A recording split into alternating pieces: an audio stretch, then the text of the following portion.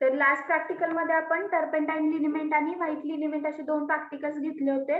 आता ह्या प्रॅक्टिकल मध्ये काय घेणार आहोत तर पावडर्स घेणार आहोत. कोणकोणत्या पावडर्स असतात, त्याचं क्लासिफिकेशन काय आहे, कोणते टाइप्स आहेत पावडरचे, कशासाठी यूज होतं, हे आपण आज घेणार आहोत. ओके, तर wait for 2 minutes, I will share my screen.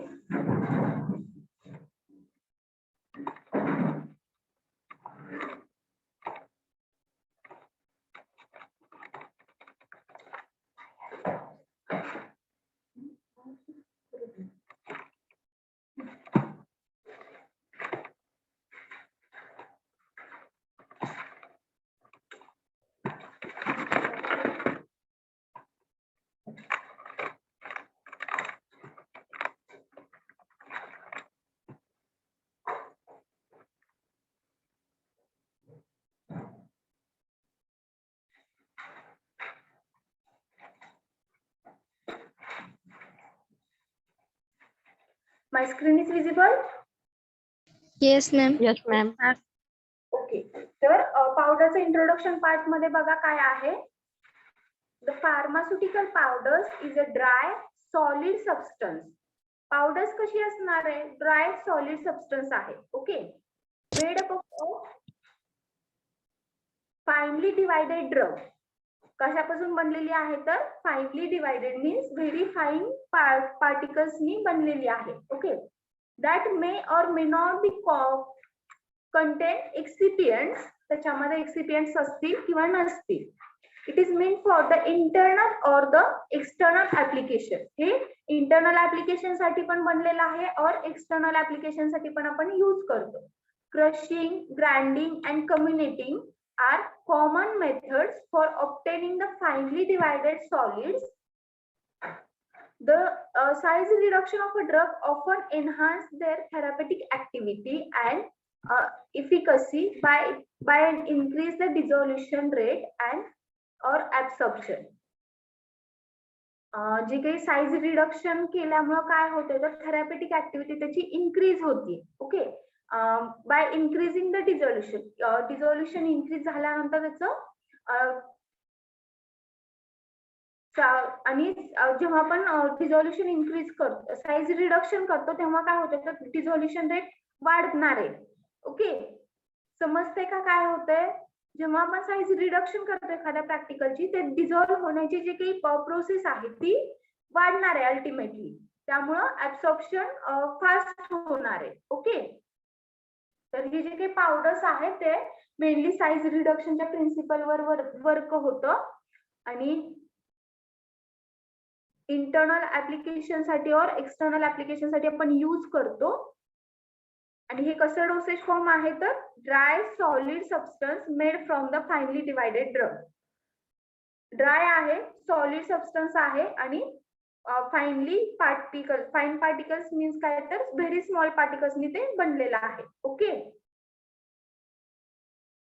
Classification. आता क्लासिफिकेशन ऑफ अ पावडर्स बघा काय आहे, कसं आपण क्लासिफाय करतो. Bulk powders for the internal use.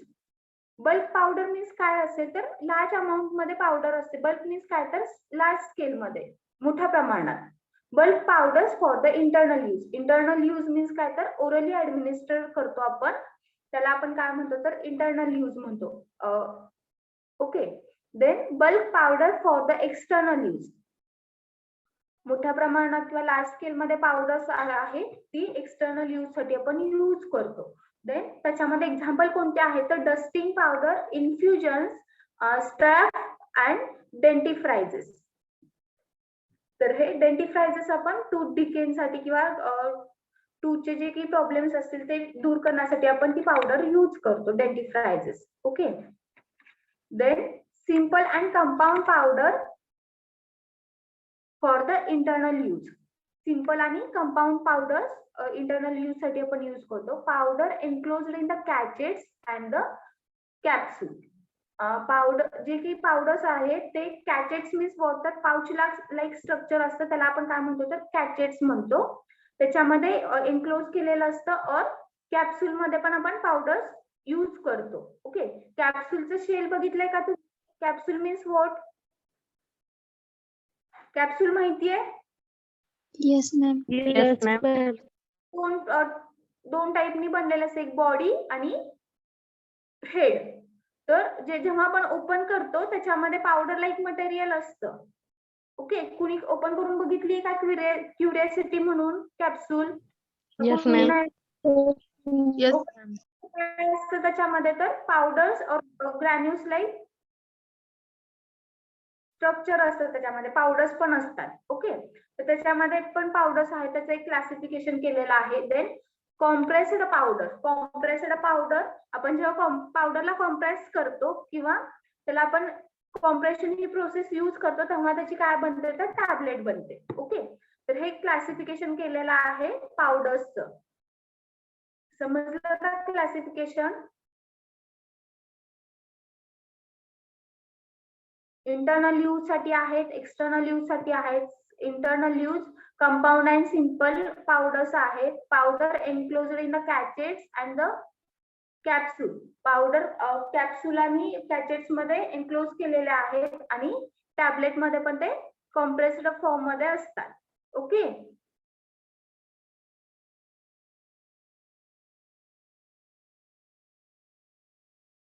then mixing of powders. Mixing of powders is usually done by spatulation, trituration, geometric dilution, shifting and trembling. ह्या मेथडने आपण mixing करतो पावडरचं. Okay, granules and the effervescent granules. आता granules आणि effervescent granules काय आहेत बघा. Granules are the solid dosage form made up of Granules are the solid dosage form made up of smaller particles accumulate together. आता हे जे काही solid आहे, ग्रॅन्युल्स आहेत. पावडर पासून आपण काय बनवतोय? तर ग्रॅन्युल्स बनवतोय. Granules are the solid dosage form. हा कसा आहे? तर सॉलिड डोसेज फॉर्म आहे, made from the smaller particles.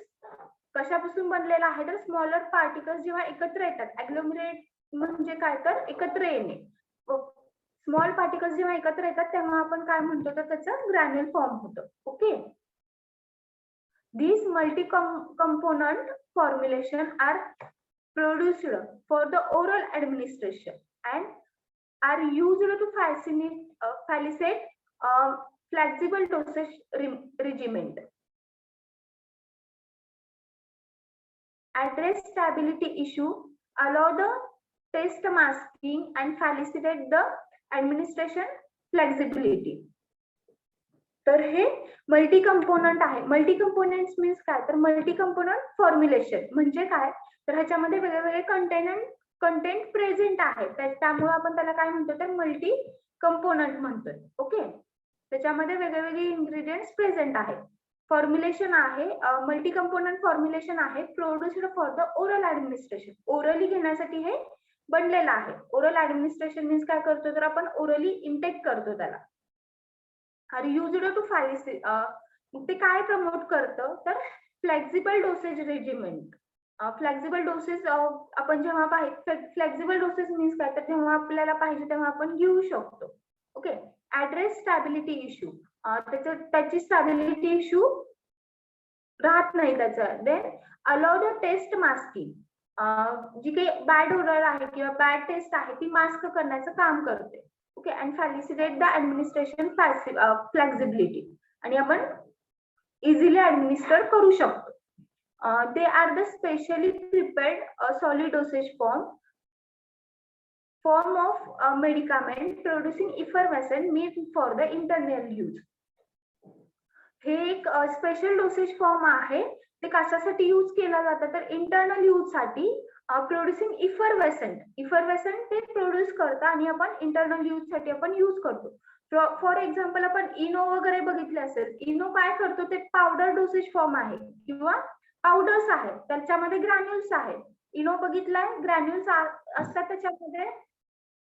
नसतात मॅम. yes, इनोची पावडर काय असतं? ग्रॅन्युल्स असतात का त्याच्यामध्ये? Yes, ma'am. पावडर मध्ये असतं. ग्रॅन्युल्स मीन्स माहितीत का? आधी सांगा मला. Granules means what? What is granule? Particle of material. What? आवाज नाही आला.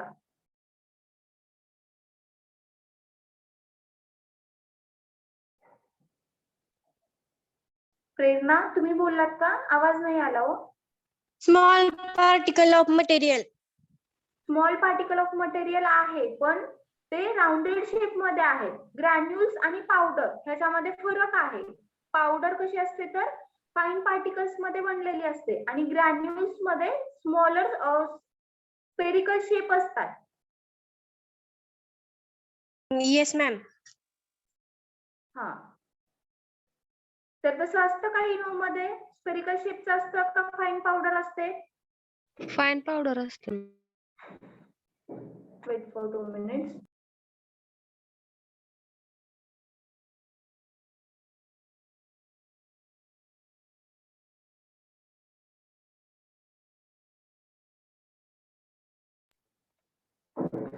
बाकीचे सांगा, इनो कसं असतं? एक्झाम्पल देते मी इनोचं. ग्रॅन्युल्स मध्ये असतं की नाही? Yes, ma'am. नंतर काय होतं पाण्यामध्ये?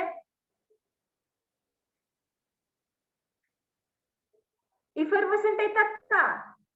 Yes, ma'am. Yes, ma'am.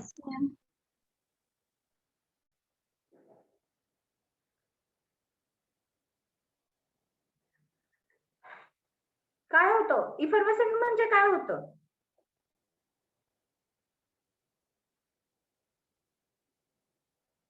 काय होतं इफर्वसंट म्हणजे? हो मॅम येतात. काय होतं काय? बबल्स फॉर्म होतात त्यामध्ये. हा, त्याला आपण काय म्हणतो तर इफर्वसंट म्हणतो. तर इथं त्यांनी काय दिलेलं आहे? They are specially prepared dosage form. हे स्पेशली प्रिपेअर्ड डोसेज फॉर्म आहे प्रोड्यूस इफर्वसंट. जेव्हा आपण त्याला यूज मध्ये आणतो किंवा वॉटर मध्ये ऍड करतो तेव्हा ते काय करतात तर इफर्वसंट प्रोड्यूस करतात आणि हे आपण इंटरनली यूज म्हणून यूज करू शकतो. मी इनोचं एक्झाम्पल घेतलं. इनोज घ्यावा असं नाही, अजूनही जे काही बाकीचे प्रिपरेशन आहेत ते सुद्धा आपण यूज करतो. They contain medicament mixed with citric acid, tartaric acid, sodium bicarbonate. तर त्याच्यामध्ये कोणते कंटेंट असतात तर सॅट्रिक ऍसिड, टार्टरिक ऍसिड आणि सोडियम बायकार्बोनेट हे कंटेंट असतात. Sometimes sweetening agents may be added. Sometimes काय होतं तर स्वीटनिंग एजंट्स पण ऍड असतात त्याच्यामध्ये. They liberate the carbon dioxide when added into the water. आणि हे जे काही पावडर्स आहेत ते काय करतात तर CO2 बाहेर काढतात जेव्हा आपण वॉटर ऍड करतो तेव्हा. Effervescent granules are prepared by heating method और वेट मेथड. हे आपण हिटिंग मेथडनी पण बनवू शकतो आणि वेट मेथडनी पण बनवू शकतो. ओके, स्टोरेज कसं आहे? Mainly store in tightly closed container in a dry place and label not to be swallowed directly. Directly आपण सॉलो नाही करू शकत. ओके, देन हा आपण फर्स्ट आता बघूया sodium phosphate effervescent granules. USP. USP means what?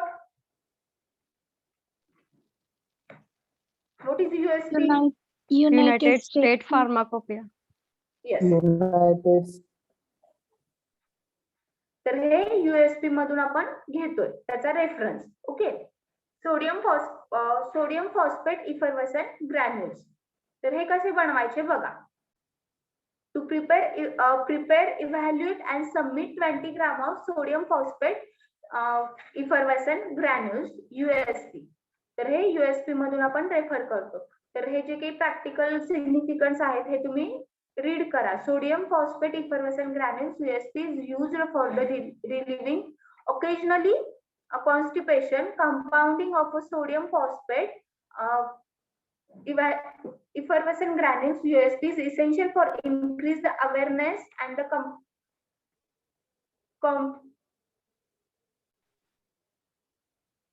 compression preparation evaluation, storage, uses हे आपल्याला कळण्यासाठी हे आपण यूज करतो. देन हे तुम्ही वाचून घ्या, practical skill, relevant course outcome वगैरे जे काही आहे ते. त्यानंतर आपण डायरेक्ट प्रिन्सिपल बघूया. ओके, प्रिन्सिपल मध्ये काय आहे तर sodium phosphate is employed as a cathartics. Cathartics means काय तर परगेटिव्ह एजंट असतात. It in this formulation which promotes the emptying of the bowel.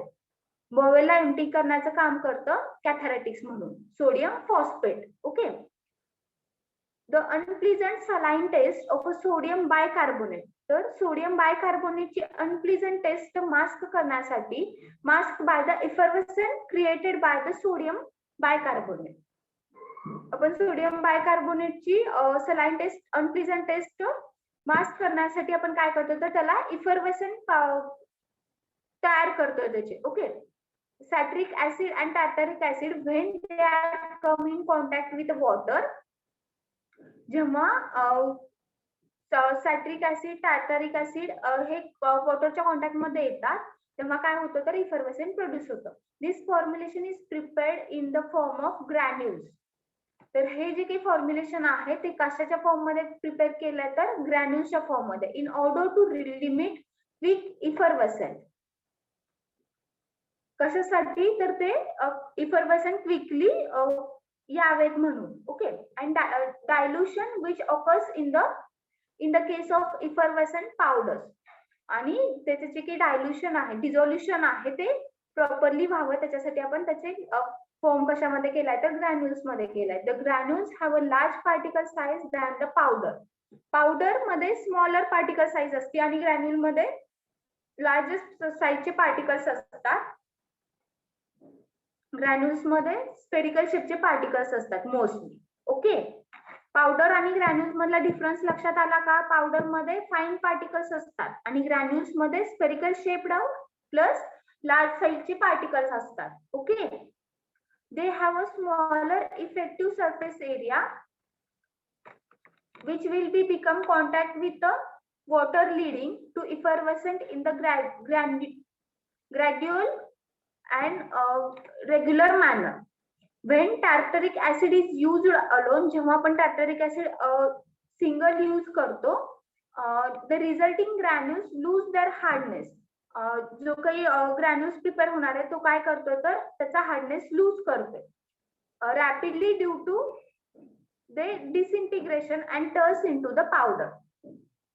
डिसइंटिग्रेशन होतं त्याचं आणि ते पावडर मध्ये टर्न होतं. Also the fine powders as a salty taste. आणि जे काही फाईन पावडर्स आहेत त्याची प्रोडक्ट आहे त्याची साल्ट टेस्ट असते, मीन्स साल्टी टेस्ट असते. देन सॅट्रिक ऍसिड अलॉंग, जेव्हा आपण सॅट्रिक ऍसिड इथं टार्टरिक ऍसिड यूज केलं अलॉंग मध्ये आणि इथं आपण काय करतोय तर सॅट्रिक ऍसिड यूज करतो. Citric acid along produce the sticky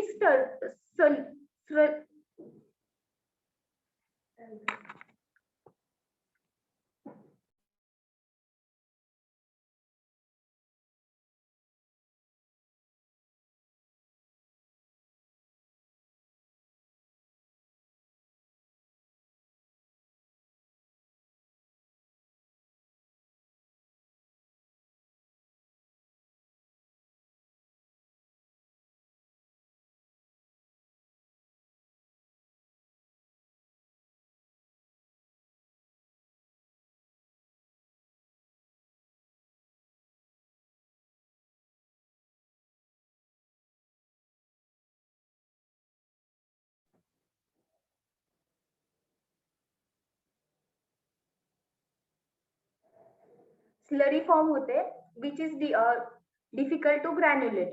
ग्रॅन्युलेट करायला ती डिफिकल्ट होते. म्हणजे स्लरी मीन्स वॉट तर मॉइश्चर कंटेंट जास्त असतं त्याच्यामध्ये आणि ते ग्रॅन्युलेशन करायला हार्ड जातं. आपल्याला ग्रॅन्युलेशन मध्ये ड्राय पावडर्स वगैरे अशी फॉर्म्युलेशन पाहिजे असतात.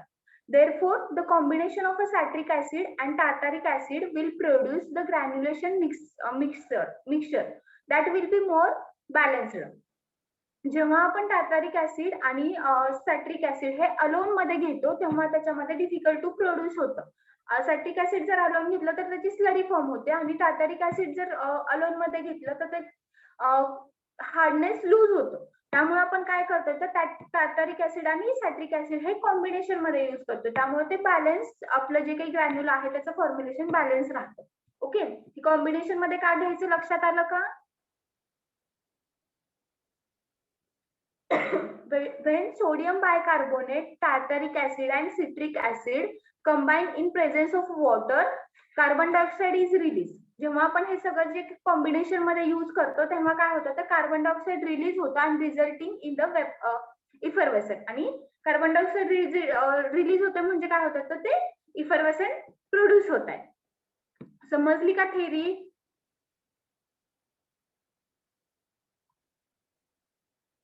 In this method, the effervescent granules are prepared by drying or the infusion method, where the water of a crystallization of a citric acid liberated during the heating acts as a granulating fluid. In order to compensate the 1/7 loss of a weight of a material due to lubricated CO2. CO2 lubricate झाल्यामुळे काय होतं तर ते material loss होतंय. Okay, evaporated water is crystallization. To the total weight, the powder material is taken as a 1091 gram instead of 1000 gram. 1000 ग्राम घ्यायच्या ऐवजी आपण काय करतो तर जे काही पावडर मटेरियल आहे ते त्याची एक्सेस क्वांटिटी घेतो. जे का घेतो तर जे काही लिब्रिकेशन होणार आहे, CO2 बाहेर जाणार, त्यामुळे काय होतं तर आपलं मटेरियल लॉस होतंय. त्यामुळे आपण काय करतोय तर एक्सेस क्वांटिटी आधीच घेतोय, जेणेकरून आपलं जरी लिब्रिकेशन मुळे किंवा इफर्वेसेंट झाल्यामुळे जरी आपलं मटेरियल लॉस झालं तरी आपलं जे काही फायनल व्हॉल्यूम आहे तो एक जेवढा आपल्याला पाहिजे तेवढा राहावा. ओके, समजलं का? आणि ही रिॲक्शन आहे citric acid plus sodium bicarbonate. Sodium citric acid आणि सोडियम बायकार्बोनेट जेव्हा आपण कॉम्बिनेशन मध्ये यूज करतो तेव्हा काय होतंय तर सोडियम सिट्रेट तयार होते प्लस वॉटर जे काही आहे ते रिमूव्ह होतं. वॉटर प्लस CO2 लिब्रिकेट होते. मीन्स काय होतं तर CO2 चे कार्बन डायऑक्साइडचे इफर्वेसेंट होऊन ते बाहेर जाते. Then tartaric acid plus sodium bicarbonate. Tartaric acid जेव्हा सोडियम कार्बोनेट बरोबर आपण मिक्स करतो तेव्हा काय होतं तर सोडियम टार्टारेट फॉर्म होते प्लस वॉटर फॉर्म होते आणि जे काही CO2 आहे तो लिब्रिकेट होऊन बाहेर जाते किंवा इफर्वेसेंट होऊन ते रिमूव्ह होत आहे. ओके, रिक्वायरमेंट्स बघा आपण कोणते कोणते रिक्वायरमेंट्स आपल्याला लागणार आहे ते प्रॅक्टिकल करण्यासाठी. apparatus, mortar pestle, spatula, porcelain dish, glass rod and the beaker. Then equipment कोणता यूज होत आहे तर weighing balance. Okay, then chemicals, sodium phosphate, dried and powdered. Sodium phosphate कसं घ्यायचंय तर पावडर्ड अँड ड्राईड घ्यायचंय. Sodium bicarbonate, citric acid, tartaric acid. तर हे फॉर्म्युलेशन घ्यायचे आपल्याला, हे केमिकल्स घ्यायचे. ओके, सोडियम फॉस्फेट 200 ग्राम.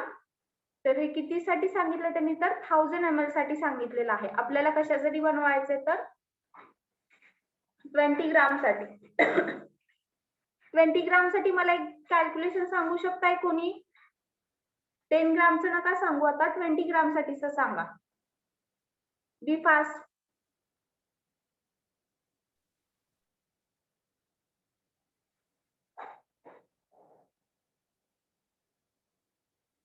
$20 ग्रॅम. 10 ग्रॅम. 20 ग्राम साठीचं कॅल्क्युलेशन सांगा हो मला. 200 ग्रॅम साठी नाही 20 ग्रॅम साठी 20 ग्रॅम येणार. ओके, देन सोडियम बायकार्बोनेट किती येणार?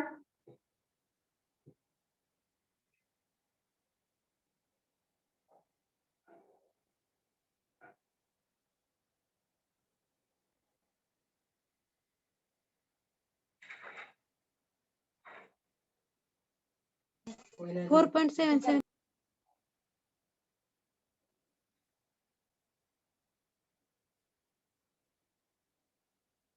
सॅट्रिक ऍसिड मी कॅल्क्युलेट सांगणार आहेत मला. ओके,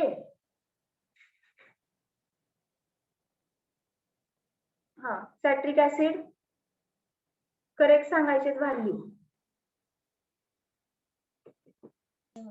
1.762 16.2 येईल का 1.6?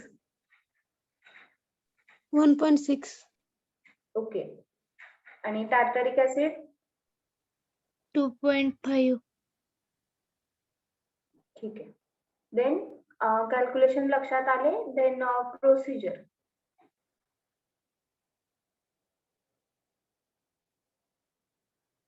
प्रोसिजर बघा. Clean all the glassware and dry them properly. Glassware clean करायचे, ड्राय करायचे properly. Weigh accurately all ingredients and mix in ascending order. Ascending order म्हणजे कशी ऑर्डर असेल हो?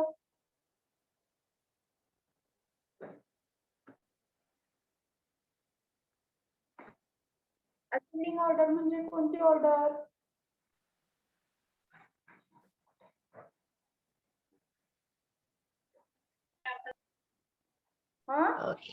जशी इनक्रीज जाईल तशी order. Increasing order. Small quantity जी काही आहे ती फर्स्ट घ्यायची, पहिल्यांदा घ्यायची. ओके, आणि त्यानंतर जशी जशी क्वांटिटी इन्क्रीज होते तसे तसे ते इन्ग्रेडियंट्स ऍड करायचे. त्याला काय म्हणतो आपण तर असेंडिंग ऑर्डर मध्ये आपण मोटर पेसल मध्ये काय करतो, ज्याची क्वांटिटी स्मॉल आहे ती पहिल्यांदा ऍड करायची. त्यानंतर जे काही लार्ज क्वांटिटीचे जे काही मटेरियल आहे ते ऍड करायचे आणि ट्रिच्युरेट करायचं. ओके, असेंडिंग ऑर्डर मध्ये ते वेट करायचं and of their weight by trituration. Trituration ते मिक्स करायचं. Place the porcelain dish on the water bath. Porcelain dish घ्यायची आणि ती वॉटर बाथ मध्ये ऍड करायची. Okay, and heat the water bath till boiling. Water bath boil होईपर्यंत त्याला heat करायचंय. Boiling the water on the water bath. Water bath मध्ये water घ्यायचंय, त्याच्यामध्ये पोर्सिलिन डिश टाकायची आणि ते वॉटर बाथ हीट करायचंय. Okay, place the powder mixture in the preheated porcelain dish and mix it thoroughly to form a damp and coherent mass of a water of a powder. काय करायचंय तर त्या porcelain dish मध्ये आपलं जे काही powder आहे ते ऍड करायचे आणि त्याचा डॅम्प मास होईपर्यंत ते मिक्स करायचे आपल्याला. Then press this coherent mass of a powder through the pass this coherent mass of a powder through the sieve number 8. Sieve number त्यानंतर हे जे काही डॅम्प मास तयार झालंय ते काय करायचं तर सिव नंबर 8 मधून पास करायचं. Superimposed on sieve 20, shake the sieve number 20 to remove the fines. sieve number 20 ला शेक करायचं आणि remove fines करायचं. Okay, collect the wet granulation written on the sieve number 20 on the butter paper and dry these wet granules in the hot air oven at the temperature not exceed 16 degrees Celsius. Fill the granules into the airtight wide mouth container, label and submit. तर काय करायचे पहिल्यांदा porcelain dish घ्यायची, porcelain dish water bath मध्ये add करायची आणि ते heat करायचं. त्यानंतर त्याच्यामध्ये आपलं जे काही पावडर आहे ते पावडर मटेरियल टाकायचं जोपर्यंत आपलं जे काही डॅम्प मास फॉर्म होत नाही तोपर्यंत. त्यानंतर काय करायचे तर जे काही डॅम्प मास आहे ते सिव नंबर 8 मधून पास करायचे. सिव नंबर 8 आणि 20 मधून पास करायचे. तिथून पास झाल्यानंतर काय करायचं तर बटर पेपरवर जी काही आपली क्वांटिटी येईल त्याची क्वांटिटी 20 ग्राम असली पाहिजे. ओके, आणि हे जे काही 20 ग्रामचं जे काही वेट आहे ते काय करायचे आपल्याला जे काही ग्रॅन्युल्स मिळाले बटर पेपर वरती ते काय करायचे तर हीट करायचे in the hot air oven. तर त्याचं टेम्परेचर त्यांनी किती सांगितलंय तर 60 डिग्री सेल्सिअसच्या पुढे जाऊ द्यायचं नाही. ओके. हॉट एअर ओव्हन मी तुम्हाला एकदा सांगितलं होतं, माहिती आठवतंय का? ड्राइंग करण्यासाठी आपण यूज करतो hot air oven. Yes ma'am. Yes ma'am. मध्ये सांगितलं होतं फर्स्ट प्रॅक्टिकल आपलं कोणते कोणते इक्विपमेंट यूज करतो हे शिकवलंय मी. मॅम थेरीला झाले ते. थेरीला पण झालंय आणि जे इक्विपमेंट आहेत इक्विपमेंट तुम्हाला शिकवले मी फर्स्ट प्रॅक्टिकल. आठवते का फर्स्ट प्रॅक्टिकल काय झालं? सुटिक्सचं इक्विपमेंट सांगितले होते मी तुम्हाला. हो सांगितलेलं. त्याच्यामध्ये पण हॉट एअर ओव्हन होतं, ते आपण ड्रायिंग साठी यूज करतो. तर त्याच्यामध्ये आपण ठेवून द्यायचे. त्याचं टेम्परेचर किती ठेवायचं तर 60 डिग्री सेल्सिअसच्या पुढे नाही जायला पाहिजे. आणि ते जेव्हा बाहेर काढतो तेव्हा ते आपण लेबल करून वाईड माउथ कंटेनर मध्ये प्लेस करायचं आणि त्याला लेबल करून सबमिट करायचं. ओके. प्रोसेस समजली काय करायचंय? Yes ma'am. Okay. Then storage. Store in tightly closed container at a dry place. Dry place मध्ये ठेवायचं tightly closed container मध्ये. Okay. And direction. Direction काय आहे? Add two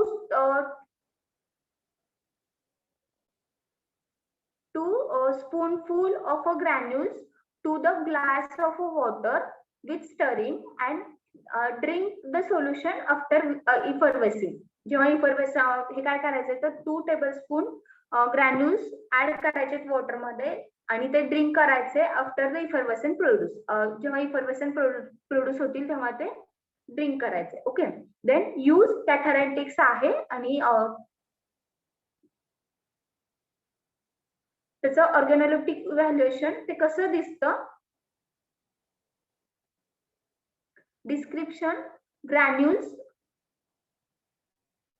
then colour white colour मध्ये आहे, ओडर ओडरलेस आणि weight 20 gram. Okay. आणि marketed preparation adipose spread fast मेडिशेल प्रायव्हेट लिमिटेड इंडिया. तर ह्याच्यामध्ये हे मार्केटेड प्रिपरेशन प्रोड्यूस होतं. ओके. समजलं का इफर्वेसन ग्रॅन्युल्स काय आहेत, कसे बनवायचे? समजलं का येस मॅम. सगळ्यांना? Yes ma'am. सांगता येईल?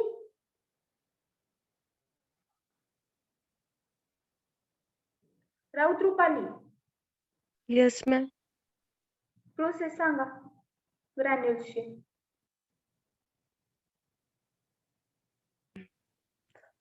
ग्रॅन्युअल जे आपण बनवले ग्रॅन्युअल साठी ते क्लीन ग्लासवेअर मध्ये घ्यायचं.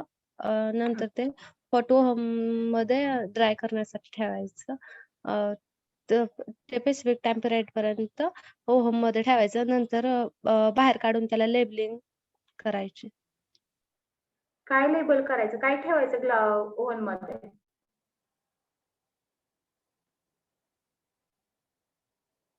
काय ठेवायचं? मिक्सचर. कशाचं?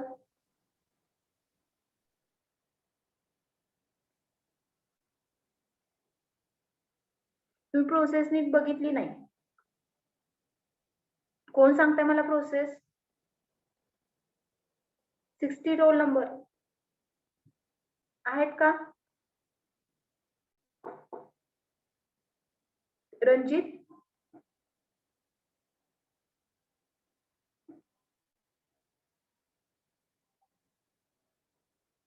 राजश्री,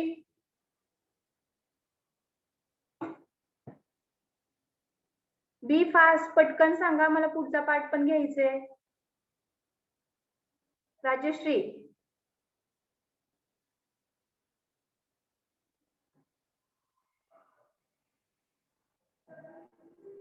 आहेत का तुम्ही? राजश्री, हा येस मॅम.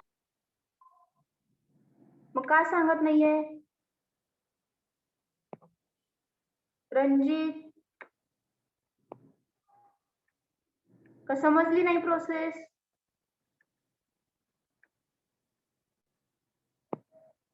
काय समजलंय का नाही समजलं?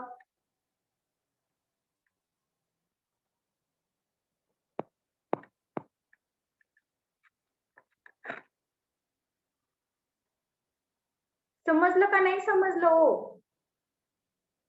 समजलं मॅम. मग काय सांगता येत नाहीये? मॅम सांगू का? साधना मला माहिती तुम्हाला समजलंय. बाकीचे काय करतायत?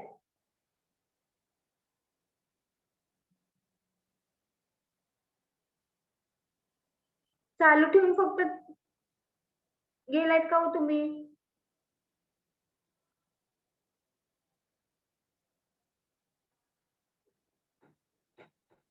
पुढचा पाठ घेऊया आणि दोन्हीचे प्रोसिजर मला सांगायचे, त्याशिवाय मीटिंग लिव्ह नाही करणार मी. पुढचा पाठ पण मला संपवायचा आहे तुमचा. ठीक आहे. Aim to prepare, evaluate and submit 10 gram of zinc oxide salicylic acid or salicylic acid dusting powder. आता इथं काय घेतोय आपण, तर सॅलिसिलिक ऍसिडचं डस्टिंग पावडर घेतोय. Okay, salicylic acid. तर प्रिन्सिपल बघा काय आहे.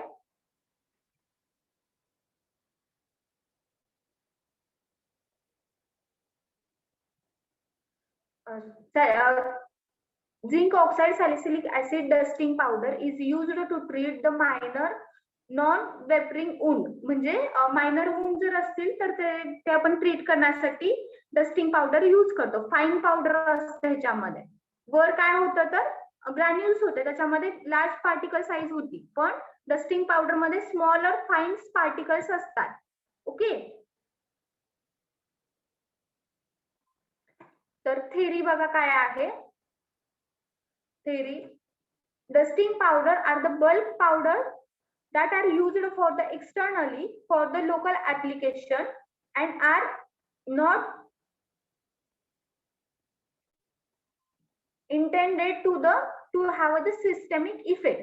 तर ही आपण जे काही डस्टिंग पावडर आहे ती आपण ओरली किंवा इंजेक्ट करत नाही, ती आपण काय करतो तर एक्सटर्नली यूज करतो किंवा सिस्टमिक सर्क्युलेशनशी आणि त्याचा काही संबंध नसतो, आपण एक्सटर्नली आपण यूज करतो.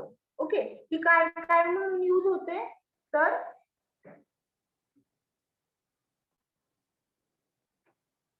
antiseptic. They have a very fine free flowing powders. Fine free flowing powders आहेत containing antiseptic, anti-percutic. Anti-percutic means what?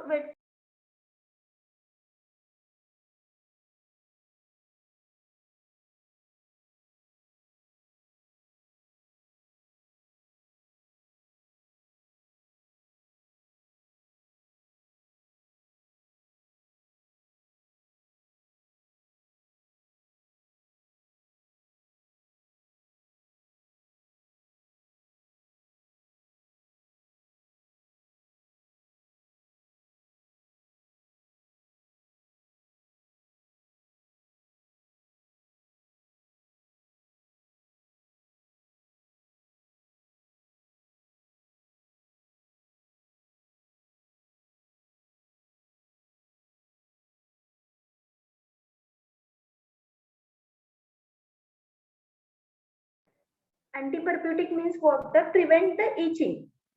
Okay, antiseptic means what? Antiseptic. मायक्रोबायलची ग्रोथ स्टॉप करतात असं. Anti-percutic means what? To prevent the itching. Itching prevent करतं. Okay. Astringent, anti-perspectant. Anti-perspectant means what? To reduce sweating. Sweating reduce करतं. Absorbent, lubricant and other ingredients. Then there are two types of dusting powders: medical dusting powder and the surgical dusting powder. Surgical dusting powder is used in the body cavity and the serious wound. Burr and umbilical cord of neonates. Neonates means what? Just birth झालेलं जे काही baby आहे त्याला काय म्हणतो आपण, तर निओनेट्स म्हणतो. ओके, त्यांचे जे की अंबिलिकल कॉर्ड आहे त्याच्यामध्ये जर बर्निंग होत असेल किंवा जर इचिंग होत असेल तर आपण डस्टिंग पावडर यूज करतो. ओके, सर्जिकल डस्टिंग पावडर त्याला म्हणतो आपण. तर where as medical dusting powder is use in utilization of a superficial skin problem. आणि जे काही मेडिकल डस्टिंग पावडर आहे नॉर्मली आपण यूज करतो तर ती सुपरफिशियल स्किनचे जे काही प्रॉब्लेम्स आहेत त्याच्यासाठी आपण यूज करतो. Okay, medical dusting powders must be free of pathogens. Medical dusting powder जी काही आहे ती फ्री फ्रॉम द पॅथोजन्स असते. Whereas surgical dusting powder must be have sterilized before use. पण आपण जी काही सर्जिकल डस्टिंग पावडर यूज करतो ती आपण स्टरलाइज केली पाहिजे जेव्हा आपण यूज करतो तेव्हा. The majority of a dusting powder are made by the combination of two or more ingredients. तर ह्याच्यामध्ये 2 or more ingredients असतात डस्टिंग पावडर मध्ये. One of which must be starch, talc or kaolin. तर त्याच्यामधलं एक कोणतं असतं तर स्टार्च, टाल्क और केओलिन हे प्रेझेंट असतं त्याच्यामध्ये. Okay, while manufacturing dusting powder starch, kaolin and talc are more typically used. तर हे जे काही स्टार्च, केओलिन आणि डस्टिंग पावडर आहे, सॉरी केओलिन, स्टार्च आणि टाल्क आहे हे मोस्टली आपण यूज केलं जातं. However because harmful germs are easy to infect such a substance, they must be sterilized using dry heat method. तर त्याच्यामध्ये हार्मफुल जर्म्स ते डायरेक्ट अटॅक करू शकतात. त्याच्यासाठी आपण काय करतो तर त्याला स्टरलाइज करतो किंवा हीट देतो. किती हीट देतो तर at 160 degree Celsius for the 2 hours. 2 hours साठी 160 डिग्री सेल्सिअस पर्यंत आपण त्याला हीट करतो. जर पॅथोजन किंवा जर्म्स त्याच्यावर अटॅक झाले असेल तर, किंवा होऊ नये म्हणून आपण त्याला काय करतो तर हीटिंग करतो, त्याला स्टरलाइज करतो. Okay, sifter top containers or the aerosol containers मध्ये, एरोसोल मीन्स व्हॉट, परफ्यूम, डिओड्रंटचे जे काही कंटेनर असतात त्याला काय म्हणतो आपण तर एरोसोल कंटेनर म्हणतो. ओके, किंवा अस्थमा पंप बघितलाय त्याला काय म्हणतो तर आपण एरोसोलचं कंटेनर म्हणतो. Okay, aerosol container are used to dispose the dusting powder. तर एरोसोल कंटेनर मध्ये फाईन पावडर्स असतात, डस्टिंग पावडर आपण यूज करतो. Okay, the pressure aerosol containers are more expensive than the sifter top container. जे काही एरोसोलचं pressure आहे किंवा ते एरोसोलचे जे काही कंटेनर आहे ते मोर एक्सपेन्सिव्ह असतं than the sifter top container. Sifter top container आपण यूज करतो डस्टिंग पावडर साठी, और एरोसोल कंटेनर पण आपण यूज करतो, पण एरोसोल कंटेनर हे एक्सपेन्सिव्ह आहे compare to the sifter top container. Okay, but they make a preparation easy for the apply. पण ते काय करतात तर प्रिपरेशन इझी करतात किंवा इझी टू अप्लाय आहे. Powdered stuff or the sterile bruise pad are also used in application of a dusting powder. त्याच्यामध्ये हे 2 इक्विपमेंट आपण यूज करतो. Although dusting powders are generally regarded as a non-toxic, inhaling the small powder substance by infants can cause the lungs irritation. जेव्हा हे जे काही powder आहे ते नॉन टॉक्सिक आहे. इनहेल जेव्हा स्मॉल इन्फंट्सनी, इन्फंट्स मीन्स व्हॉट तर चाइल्ड फेज मध्ये जे इन्फंट्सनी जेव्हा ते इनहेल करतात तेव्हा त्यांना लंग्स इरिटेशन होऊ शकते किंवा त्यांना अलर्जी होऊ शकते ह्या डस्टिंग पावडरची जेव्हा ते इनहेल करतात तेव्हा. ओके, तर हे पहिल्यांदा नॉन टॉक्सिक आहे आणि जर इन्फंट्सनी इनहेल केलं तर त्यांना इरिटेशन होऊ शकतं.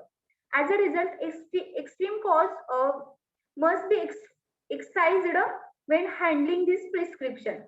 प्रिकॉशन आपल्याला घ्यायचे हे हँडल करण्यासाठी. Okay, the zinc oxide salicylic acid dusting powder in a medical dusting powder it should be used exposed wound. तर हे कशासाठी यूज करतात तर एक्सपोज्ड ऊन जे काही असतील तर त्याच्यासाठी आपण यूज करतो. This dressing prevents the chafing and the irritation caused by the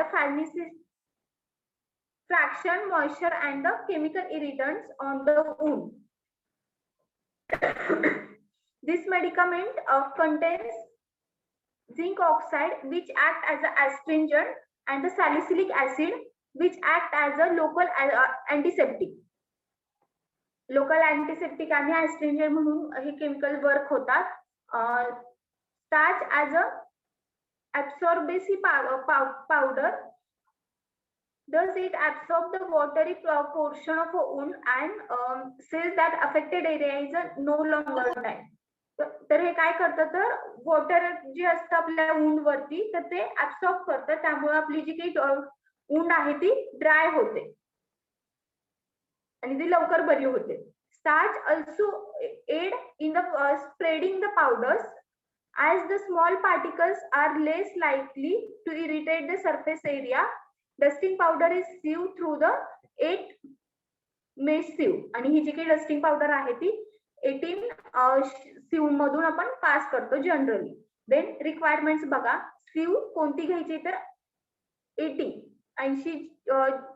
sieve number घ्यायचे. मोटर पेसल आपल्याला यूज होणार आहे. Then calibrated weighing balance. Chemical कोणते तर zinc oxide, salicylic acid and starch powder. Okay, zinc oxide 20 gram आहे. तर आपल्याला 10 ग्राम साठी आपल्याला यूज करायचंय, तर किती घेणार आपण इथं 10 ग्राम 1 gram.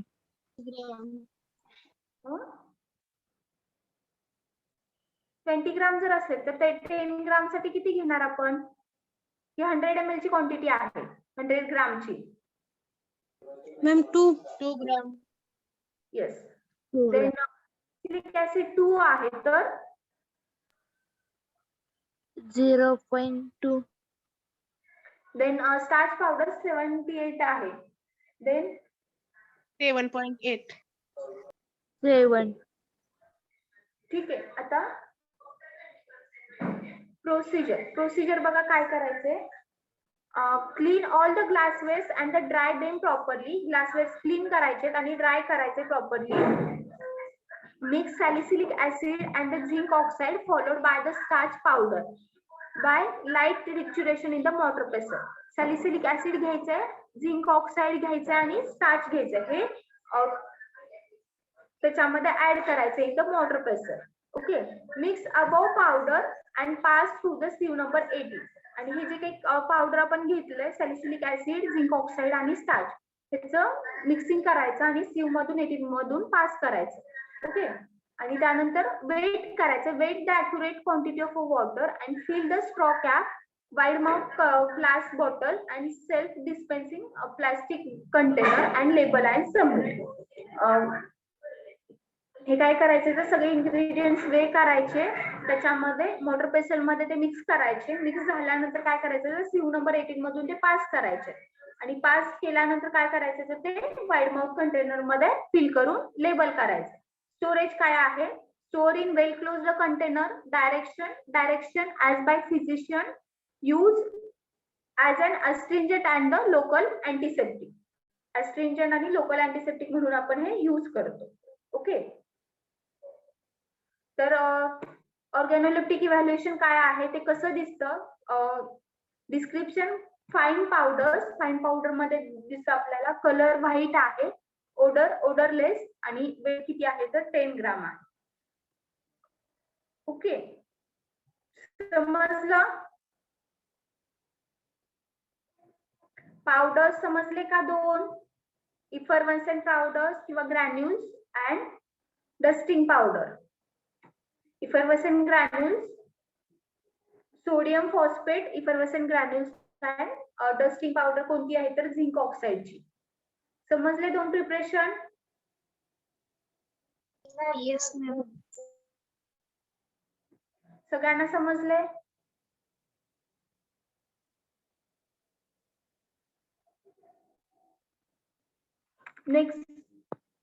नेक्स्ट पार्ट स्टार्ट करायचा का,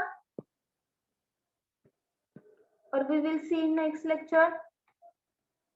Next lecture ला. Okay.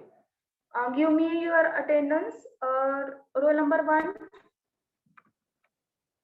Present ma'am. Present, ma'am. 3, Present, ma'am. 4, Present, ma'am. 5, Present, ma'am. 6,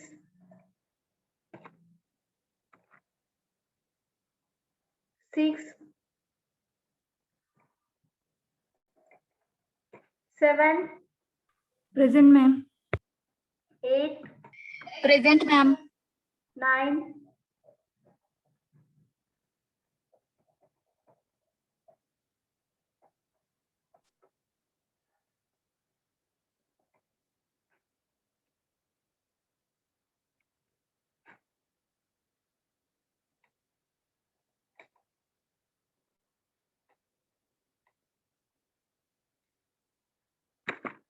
10, 10, 11, Present, ma'am. 12, Present.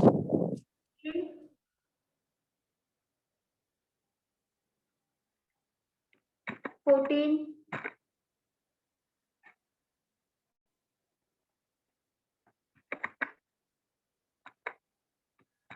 15, Present, ma'am. 16, Present. 17, Present. 18,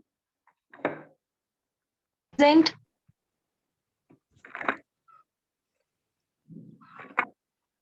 20, 19, 19. Present, ma'am. 20, Present.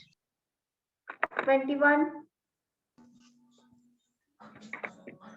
22, Present, ma'am. 23, Present, ma'am. 24, 23. किती absent आहे तुमची? माझ्या लेक्चरला नसता तुम्ही. Sorry, ma'am. 24, 24, 25,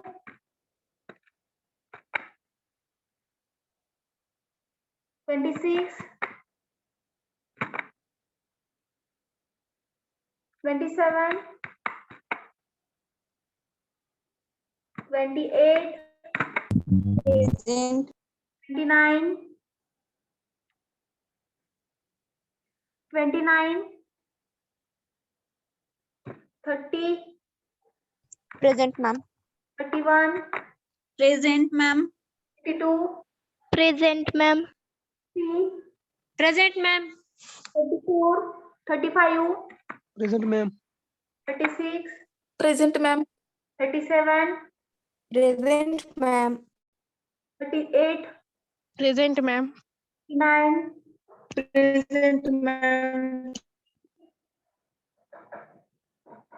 40, Present, ma'am. 41, Present, ma'am. 42, 42,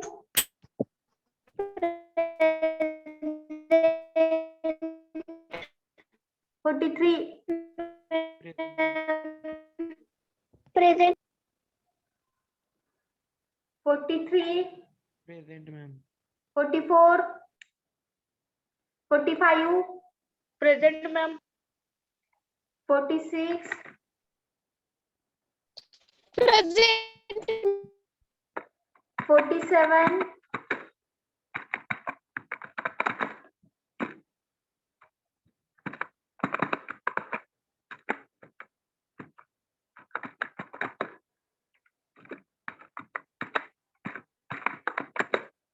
47,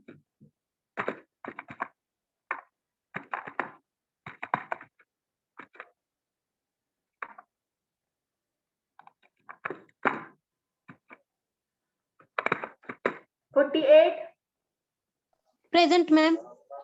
59,